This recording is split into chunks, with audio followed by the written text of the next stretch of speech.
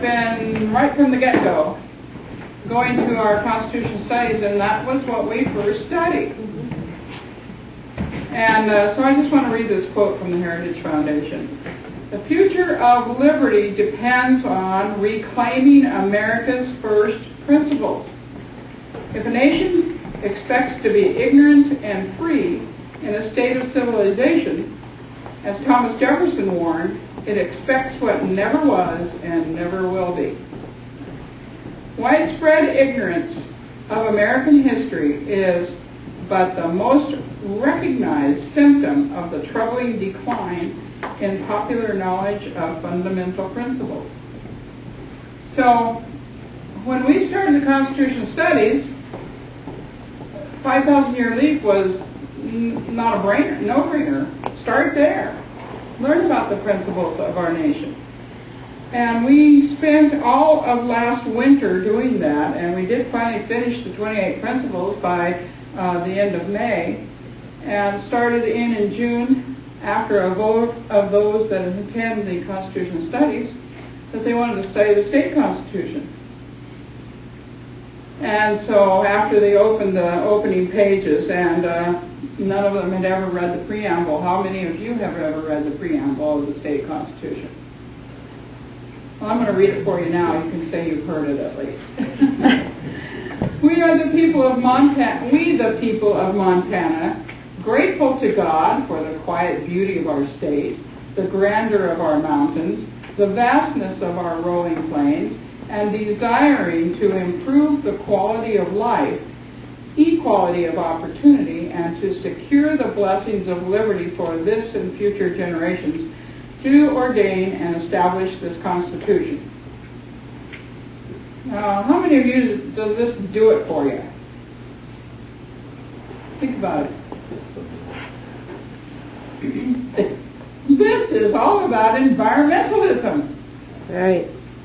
And what does that have to do with freedom? What does that have to do with living in this great state of Montana? When this was written in 1972, we already had all these equality of life and the opportunities that were there. There was no subtraction of those opportunities without the state constitution. We had it all in our 1889 Constitution. And you can find copies of that on the internet through the state government, because they have both constitutions on there. So if you're curious about what the 1889 document was about, you really want to check it out. And as a kind of a funny aside, Derek Skees, who's running for House District 4 up in Whitefish, Montana, he makes a flip remark. He says, well, all we have to do is we got to vote in the Constitutional Convention, and when we get there, whoever's the leader makes a motion that says, we want the 1889 Constitution back, and everybody votes yea or nay, and when it's done, we go home. In other words, we would bring back the 1889 Constitution. Well, there's some things that are better about it than this one. Because I'm sure you've heard the part that says that we are guaranteed a right to clean air, clean water, environmental satisfaction. What's that? And why are we guaranteed a right?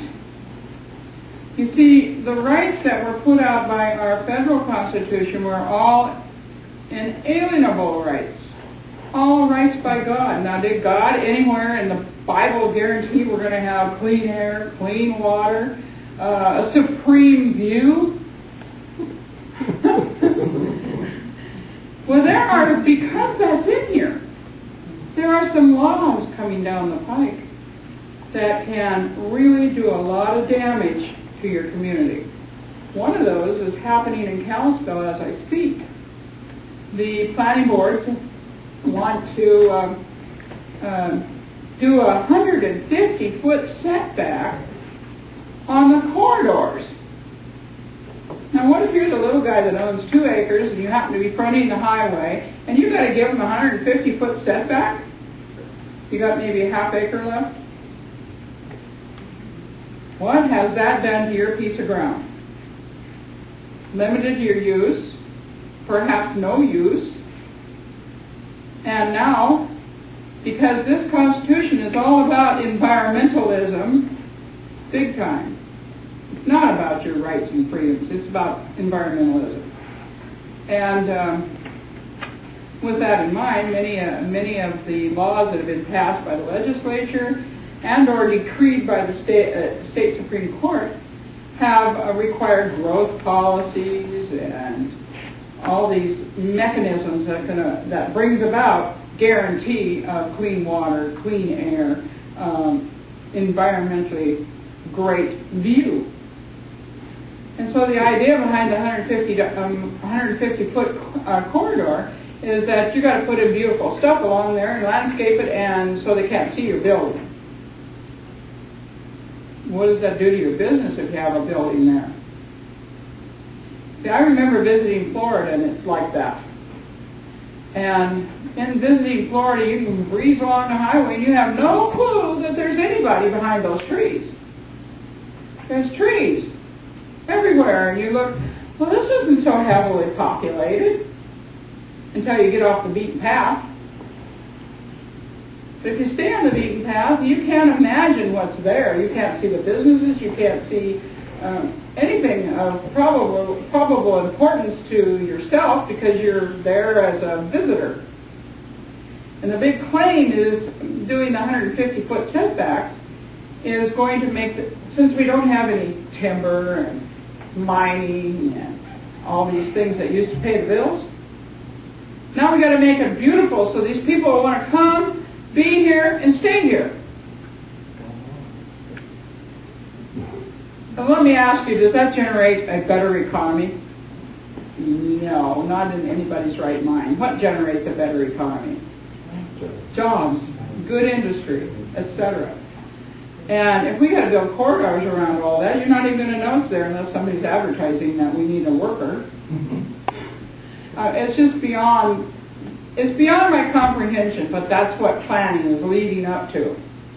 And I'm sure you have Sanders County planning boards and all that sort of thing, so you want to get involved with that. We fought. Yeah, we're still fighting to get rid of our growth policy up there, and I don't think we're going to manage this time around for the very reason that there's so much happening with the elections and stuff, and they're just not paying attention. But that is extremely important to get rid of that growth policy. Well, you know what happened in our Constitution group after we got done with the 5,000-year leap is we opened up this book and we start reading it and studying it in our Constitution studies, and when we got to Article 2, everybody was disgusted. And I was actually amazed. I thought, wow, they really learned something out of the 5,000-year leap, because they discovered that these principles don't apply. And when they were detailing the rights, half of the rights, they were weak at best, but on the other hand, they'd say, except as provided by law. Okay, you got this right unless we got a law in the books. You know, our federal Constitution doesn't say that. You have the right to free speech and right of assembly and freedom of religion, and there's no conditions. And you have the right to keep and bear arms and no conditions. One reason why this book needs a big change. Get rid of the conditions. Turn it into the Bill of Rights, just like the federal Constitution. Above and beyond that,